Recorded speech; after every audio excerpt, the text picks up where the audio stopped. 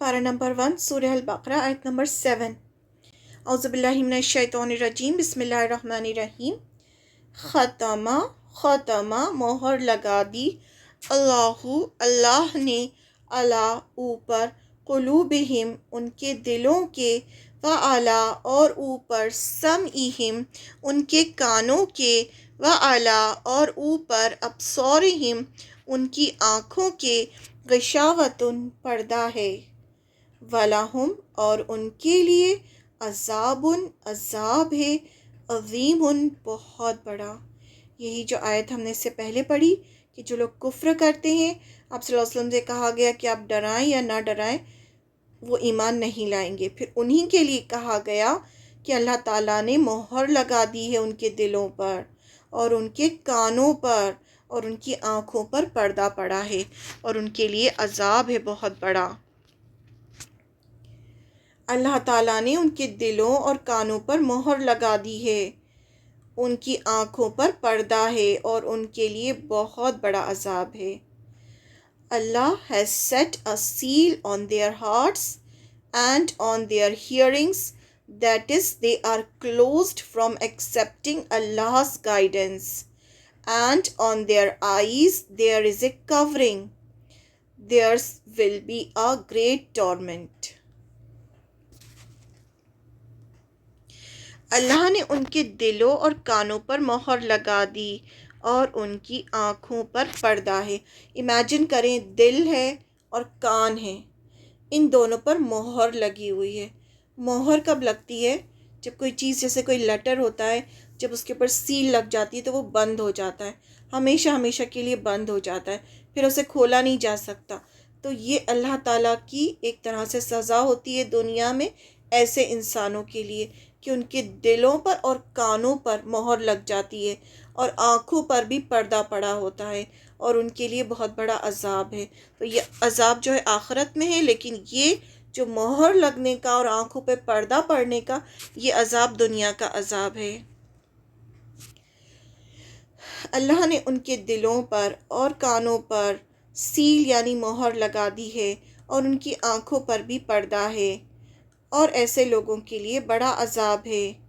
लेकिन अल्लाह तो रहमान और रहीम है, फिर क्यों लोगों के दिलों पर मोहर लगा देता है कि वो कुछ सोचने समझने की ताकत नहीं रखते। हम में से बहुत सारे लोगों के जहन में ये सवाल आ रहा होगा कि ऐसा क्यों होता है।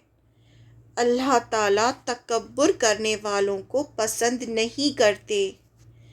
जब लोगों के सामने हक़, कुरान, इस्लाम रखा जाता है और वो सब कुछ देखते जानते हुए भी तकब्बुर और हट धर्मी की वजह से इनकार करते हैं और हक़ कबूल नहीं करते, तो उन्हें दुनिया में सज़ा दी जाती है और उनके दिलों पर और कानों पर मोहर लगा दी जाती है। फिर न अंदर का कुछ बाहर आता है, न बाहर का कुछ अंदर जाता है। जो हिदायत होती है वो अल्लाह ताला का बहुत ख़ूबसूरत गिफ्ट होता है। अब आप इमेजिन करें कि जो दुनिया तमाम जहानों का रब है, अगर वो किसी के ज़रिए आपको अपना गिफ्ट पहुंचा रहा है, कोई आता है और आपको कुरान सुनाता है और इस्लाम के बारे में कुछ बताता है, तो वो एक तरह से हिदायत है अल्लाह की तरफ से। अब कोई आपको सुना रहा है, जैसे कोई बहुत बड़ा बादशाह है, उसने आपको कोई गिफ्ट भेजा है, अब आप क्या करें, वो गिफ्ट को देखें भी ना और इधर उधर देखें और उसमें कोई इंटरेस्ट भी ना लें, तो क्या होगा? फिर अल्लाह ताला, फिर वो बादशाह आपको वो गिफ्ट देगा? जब वो देखेगा कि ये गिफ्ट लेने में इंटरेस्टेड ही नहीं है, तो फिर क्या होगा? फिर अल्लाह ताला उससे नाराज़ हो जाएंगे और फिर उसे कभी भी वो गिफ्ट हिदायत का नहीं मिलेगा और फिर उसके अंदर से वो सलाहियत भी छीन लेंगे कि आगे भी उसको वो गिफ्ट ना दिखाई देगा, ना उसके बारे में कुछ सुनाई देगा, ना उसके दिल में कुछ एहसास पैदा होंगे।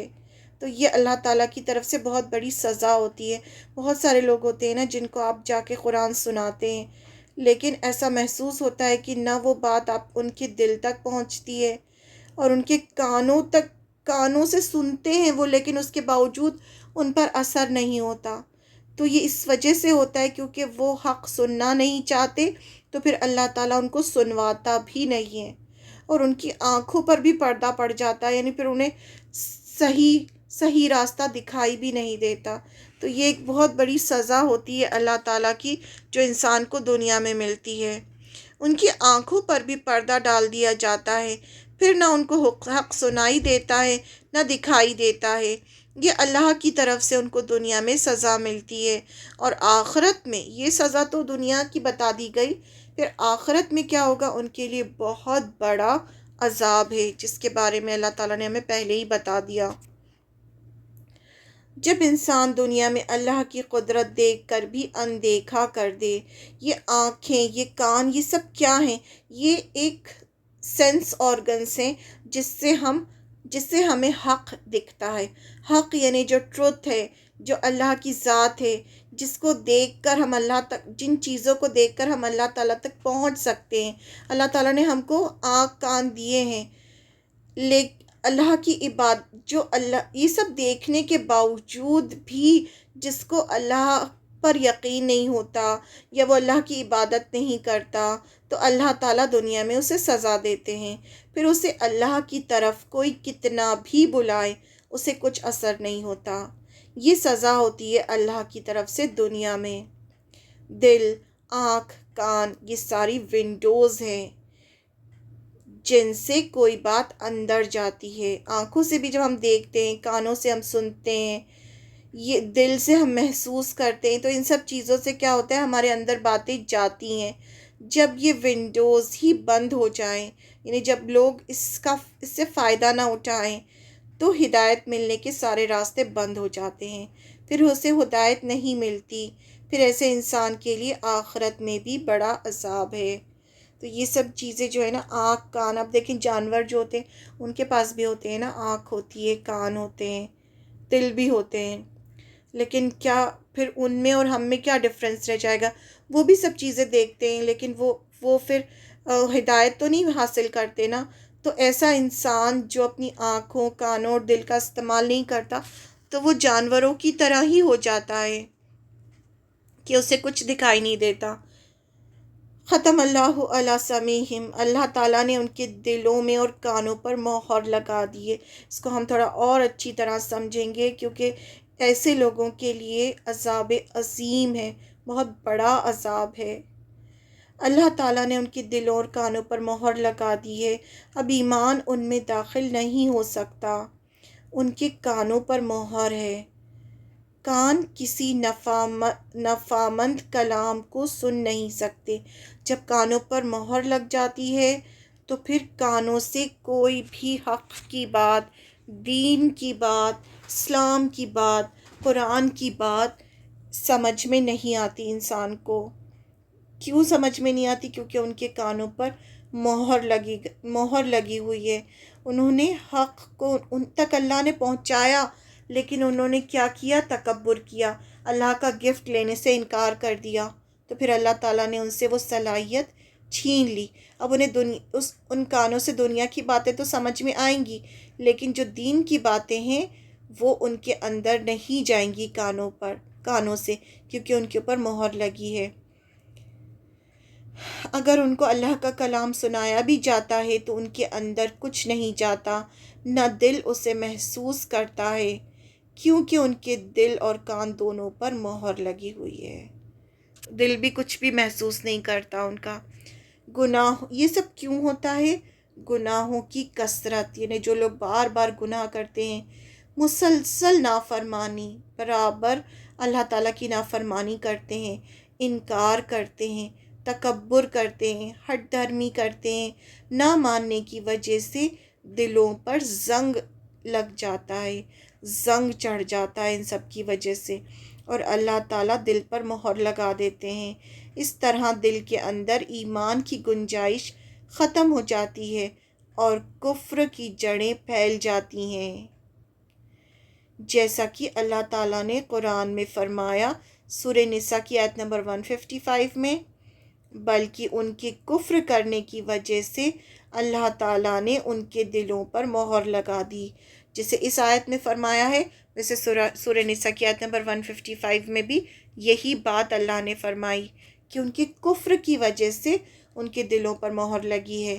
سیدنا ابو ہریرہ رضی اللہ عنہ سے روایت ہے کہ نبی کریم صلی اللہ علیہ وسلم نے فرمایا، بندہ جب ایک گناہ کرتا ہے تو اس کے دل پر ایک سیاہ نقطہ ڈال دیا جاتا ہے، اور جب وہ گناہ سے باز آ جاتا ہے، یعنی رک جاتا ہے اور استغفار اور توبہ کرتا ہے تو اس کا دل صاف کر دیا جاتا ہے، اور اگر وہ توبہ نہیں کرتا اور دوبارہ گناہ کرتا ہے تو وہ نقطہ بڑھ جاتا ہے حتیٰ کہ وہ پورے دل پر چھا جاتا ہے، اور یہی وہ زنگ ہے جس کا ذکر اللہ تعالیٰ نے کیا ہے، یعنی اس کا پورے دل پر زنگ لگ جاتا ہے۔ پھر کیوں لگتا ہے؟ اس کی کنٹینیوس گناہ کرنے کی وجہ سے اور استغفار اور توبہ نہ کرنے کی وجہ سے۔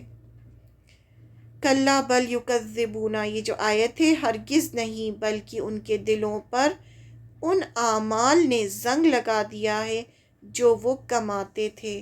سورہ مطففین کی آیت نمبر 14 ہے، اور یہ حدیث ترمذی کی ہے کہ ایسا کیوں ہوا ہے، زنگ کیوں لگا ہے ان کے دلوں پر؟ ان کے اعمال کی وجہ سے، انہیں جو بھی وہ گناہ کرتے تھے اس کی وجہ سے یہ زنگ لگا ہوا ہے۔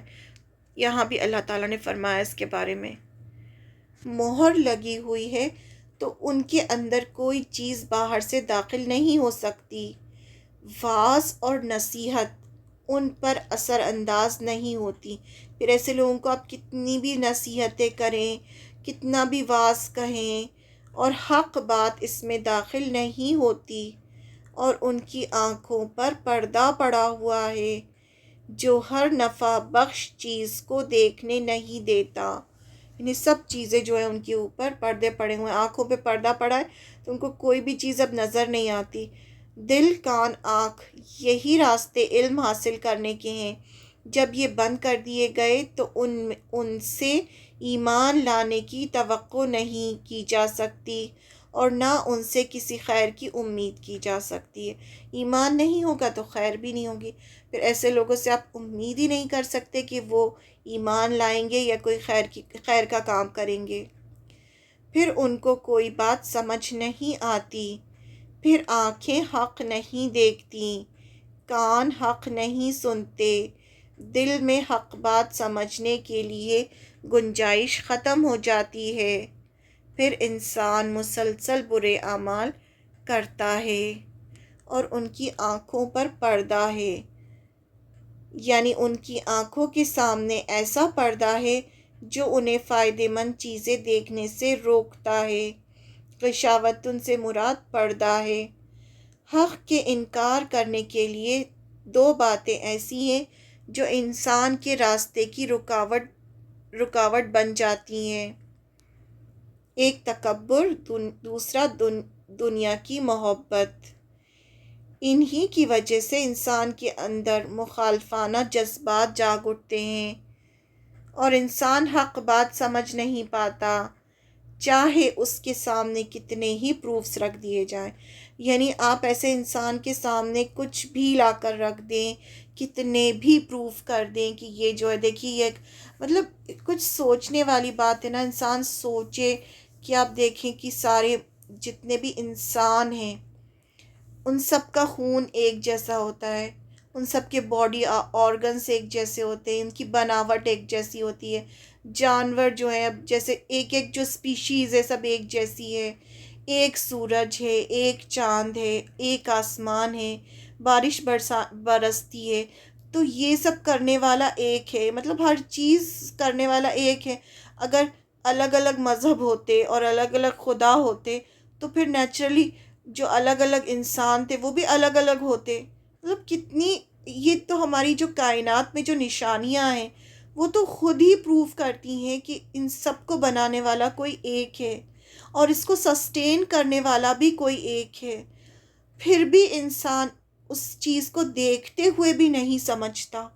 تو جب نہیں سمجھتا تو پھر اللہ تعالیٰ بھی نہیں سمجھاتے اس کو، اور پھر اس کی کفر جب اس کے کانوں پر اور دل پر مہر لگ جاتی ہے، آنکھوں پر پردہ پڑ جاتا ہے، تو پھر پوری زندگی اس کی ایسے ہی گزرتی ہے، اور پھر کفر پر ہی موت ہوتی ہے، اور جس کی کفر پر موت ہو جاتی ہے پھر اس کے لیے جہنم میں بڑا عذاب ہے۔ اسی چیز کو قرآن میں غشاوتو کہا گیا، یعنی ان کی آنکھوں پر پردہ پڑ گیا ہے۔ سماعت، بصارت اور قلب یعنی ایئرس، آئیز اور ہارٹ ہی وہ ذریعہ ہیں جن سے علم اور حق اندر آتا ہے، دکھائی دیتا ہے اور سنائی دیتا ہے۔ جب یہ لوگ ان کا صحیح استعمال نہیں کرتے تو ان کو سزا ملتی ہے اور ان پر ایمان کے دروازے بند کر دیے جاتے ہیں، کیونکہ وہ کفر کرتے ہیں، حق کا انکار کرتے ہیں۔ ایمان قبول نہ کرنے کی وجہ سے انسان مسلسل انکار کرتا ہے، نافرمانی کے کام کرتا ہے، جس وجہ سے حق قبول کرنے کی صلاحیت ختم ہو جاتی ہے۔ پھر کان حق بار سننے کے لیے آمادہ نہیں ہوتے، پھر آنکھیں کائنات میں پھیلی ہوئی اللہ تعالیٰ کی نشانیاں دیکھنے سے محروم رہ جاتی ہیں، دلوں پر پردے پڑ جاتے ہیں۔ اللہ تعالیٰ قرآن میں دوسری جگہ فرماتے ہیں، سورہ بنی اسرائیل کی آیت ہے یہ 45-46، اور جب آپ قرآن پڑھتے ہیں تو آپ کے اور ان کے درمیان جو آخرت پر ایمان نہیں رکھتے، ہم نظر نہ آنے والا ایک پردہ ڈال دیتے ہیں۔ یعنی یہ بات اللہ تعالیٰ نے کہی ہے کہ آپ صلی اللہ علیہ وسلم کہتے تھے نا کہ آپ چاہتے تھے کہ سب ایمان لے آئیں، تو اللہ تعالیٰ خبر دے رہے ہیں آپ کو کہ جب آپ قرآن پڑھتے ہیں، آپ صلی اللہ علیہ وسلم خود قرآن پڑھتے ہیں اور ان کو سناتے ہیں جو آخرت پر ایمان نہیں لاتے، تو ہم ان کے اور آپ کے بیچ میں ایک نظر نہ آنے والا پردہ ڈال دیتے ہیں، اور ہم نے ان کے دلوں پر کئی پردے بنا دیے ہیں، اس سے کہ وہ اس کو سمجھیں، اور ان کے کانوں میں بوجھ ہے، یعنی وہ اس کو سمجھتے بھی نہیں ہیں، ان کے کانوں میں بھی بوجھ پڑتا ہے۔ یہ سب باتیں سن کر ان کا ایسا لگتا ہے جیسے کوئی بوجھ ڈال رہا ہے ان کے کانوں پر۔ اور جب آپ قرآن میں اپنے رب کا یعنی اللہ کا اسی ایک کا ذکر کرتے ہیں، جب وہ اسی رب کا ذکر سنتے ہیں تو وہ لوگ نفرت کی وجہ سے اپنی پیٹھ پھر جاتے ہیں۔ یعنی وہ ایک اللہ کا جب ذکر سنتے تھے تو ان کو بہت زیادہ نفرت ہوتی تھی کہ یہ ایک اللہ کی بات کیوں کر رہے ہیں، کیونکہ وہ تو بہت سارے بتوں کی عبادت کرتے تھے نا، تو وہ تو یہی کہتے تھے کہ کہو کہ نہیں سب خدا ہیں، لیکن جب آپ صلی اللہ علیہ وسلم کہتے تھے کہ ایک اللہ ہے تو وہ اس کو برداشت نہیں کر پاتے تھے اور نفرت کی وجہ سے پیٹھ پھیر کر چلے جاتے تھے۔ تو یہاں بتا دیا اللہ تعالیٰ نے کہ جو سننا نہیں چاہتا پھر اس کے اور آپ کے بیچ میں پردہ ڈال دیتے ہیں اللہ تعالیٰ، جو دکھائی نہیں دیتا۔ اللہ تعالیٰ فرماتے ہیں، اور ہم ان کے دلوں کو اور ان کی نگاہوں کو پھیر دیں گے جیسے پہلی بار وہ اس پر ایمان نہیں لائے، اور ہم انہیں چھوڑ دیں گے، وہ اپنی سرکشی میں بھٹکتے رہیں گے۔ سورہ انعام کی آیت نمبر 110۔ کیونکہ دیکھیں نا اللہ تعالیٰ تو، اللہ کی ذات کتنی بڑی ذات ہے، اللہ تعالیٰ تو تمام جہانوں کا بادشاہ ہے۔ اب اس کی کسی چیز کو، اب اس کا قرآن ہے، اب کوئی اس کا قرآن نہ سننا چاہے تو وہ کیا سنوائے گا ایسے انسان کو جو نہ سننا چاہے؟ تو پھر تو وہ سزا دے گا نا، اور پھر اس کو جب سزا مل جائے گی تو پھر اس کی موت بھی کفر پر ہوگی، موت پر کفر ہوگی تو پھر ہمیشہ کے لیے جہنم لکھ دی جائے گی۔ اس لیے قرآن کو جب بھی کوئی سنائے، جب بھی کوئی حق بات بتائے تو اسے بہت دھیان سے سننا چاہیے، بالکل انسنا نہیں کر دینا چاہیے، ایک ایک بات بہت دھیان سے سننا چاہیے، کیونکہ اس ٹائم آپ یہ سمجھنا چاہیے کہ یہ ہدایت ہے جو مجھے اللہ کی طرف سے مل رہی ہے، اور یہ جو سامنے والا شخص جو مجھے سنا رہا ہے یہ اللہ کی طرف سے مجھے سنا رہا ہے، تو اس کو بہت دھیان سے سننا چاہیے اور اسے ایکسیپٹ کرنا چاہیے، اس پہ غور و فکر کرنا چاہیے، اور خوش ہونا چاہیے کہ اللہ تعالیٰ مجھے ہدایت دے رہے ہیں، مجھے اپنی بات سنوا رہے ہیں، قرآن پاک سنوا رہے ہیں مجھے۔ ان کے سامنے جب ایک رب کا ذکر ہوتا تو ان کو پسند نہیں آتا۔ قرآن سنانے والے لوگ انہیں پسند نہیں آتے۔ سورہ حج آیت نمبر 72 میں بیان ہوا ہے کہ یہ لوگ نیک لوگوں کو گھر سے بے گھر کر دیتے ہیں، بلکہ قتل بھی کر دیتے ہیں، اور تب اللہ تعالیٰ نے ان کے اور حق کے بیچ پردہ ڈال کر انہیں اندھا اندھادھند بھٹکنے دیا، تاکہ جتنا کفر اور شرک میں بڑھتے رہیں اور نتیجے میں جہنم کا ایندھن بن جائیں۔ یعنی جب اس طرح سے کوئی سننا نہیں چاہتا قرآن، تو پھر اللہ تعالیٰ اس طرح سے ان کو سزا دے کے بھٹکنے کے لیے چھوڑ دیتے ہیں، تاکہ وہ کفر اور شرک میں بڑھتے جائیں اور لاسٹ میں فائنلی ایسے ہی مریں اور پھر جہنم کا ایندھن بنے۔ وَلَهُمْ عَذَابٌ عَظِيمٌ، اور ان کے لیے بہت بڑا عذاب ہے۔ یہ آخرت کا عذاب ہے، جہنم کا عذاب ہے، جو رب العزت کی ناراضگی کی وجہ سے کافروں کو دیا جائے گا۔ لیکن ہم کسی کو کافر نہیں بول سکتے، کیونکہ ہدایت دینا اور چھیننا اللہ کے ہاتھ میں ہے۔ ہم نہیں جانتے کہ جو ابھی کفر کر رہے ہیں ان کا خاتمہ کل ایمان پر ہو جائے، اس لیے دین کی دعوت دیتے رہنا چاہیے، چاہے کوئی مانے یا نہ مانے، تاکہ کل وہ قیامت کے دن یہ نہ کہہ سکے کہ اس نے مجھے دین کی دعوت نہیں دی۔ دعوت دے کر اللہ سے دعا کر کے اسے چھوڑ دینا چاہیے۔ یعنی جب ہم یہ آیت پڑھیں تو ایسا نہ ہو کہ ہمارے دماغ میں بہت سارے لوگ آنا شروع ہو جائیں اور ہم سوچیں کہ ارے یہ جو ہے، یہ سب جو ہیں یہ تو کافر ہیں۔ ہم کسی کو کافر بھی نہیں بول سکتے، کیونکہ ہمیں نہیں پتہ کہ کب وہ ان کا ذہن چینج ہو جائے اور اللہ تعالیٰ ان کو وہ سننا شروع کر دیں اور وہ اپنے کانوں کا استعمال کریں، کیونکہ یہ جو کفر، یہ جو سٹیج ہوتی ہے، یہ جب بہت زیادہ کسی کو حق کی طرف بلایا جائے اور وہ جو کنٹینیوس نافرمانی کرے اور تکبر کرے، تب یہ سٹیج آتی ہے۔ لیکن اگر کوئی بلائے اور ایک دو بار کے بعد وہ انسان اللہ تعالیٰ اس کو ہدایت دے دیں اور وہ سمجھ جائے اور وہ اسلام قبول کر لے اور پھر اس کا خاتمہ ایمان پر ہو جائے، تو ہم نہیں جانتے کہ آج جو کفر کر رہا ہے ہو سکتا ہے کہ وہ کل ایمان والا ہو جائے۔ تو اس لیے ہمیں کوئی حق نہیں ہے کسی کو کافر کہنے کا، لیکن دعوت دیتے رہنا چاہیے، کیونکہ کل کو ایسا نہ ہو کہ قیامت کے دن وہ ہم سے کہے کہ اللہ کے سامنے ہم سے کہے کہ اس نے ہمیں دعوت نہیں دی، اس نے تو ہمیں بتایا ہی نہیں، اگر یہ بتاتا تو ہم ایمان لے آتے۔ ایمان کن لوگوں کے حصے میں آتا ہے؟ ایمان ان لوگوں کے حصے میں آتا ہے جو اللہ تعالیٰ کی دی ہوئی صلاحیتوں کا صحیح استعمال کرتے ہیں، آنکھیں کائنات میں رب کی نشانیاں دیکھنے میں، غور و فکر کرنے میں لگاتے ہیں، کانوں سے حق باتیں سنتے ہیں، دل سے سچائی کو قبول کر لیتے ہیں۔ اللہ تعالیٰ نے ہدایت کا راستہ آسان کر دیا ہے۔ اب اگر کوئی ان سینس آرگنز کا صحیح استعمال کرے گا اور رب کو پہچان کر خود کو اس کے آگے جھکا دے گا، اس کی فرما برداری کرے گا، تو اللہ تعالیٰ انہیں توفیق دے گا، جیسا کہ فرمایا، اور جنہوں نے ہماری خاطر پوری کوشش کی انہیں ہم ضرور اپنے راستے دکھائیں گے۔ یعنی جو ان آنکھوں، کانوں اور دل کا صحیح استعمال کریں گے اور جو کوشش کریں گے اللہ کی راہ میں حق کو جاننے کے لیے، اللہ تعالیٰ انہیں ضرور ہدایت دیں گے اور اپنا راستہ دکھائیں گے۔ اور بلا شبہ یقیناً اللہ نیک لوگوں کے ساتھ ہیں۔ سورہ عنکبوت کی آیت نمبر 69۔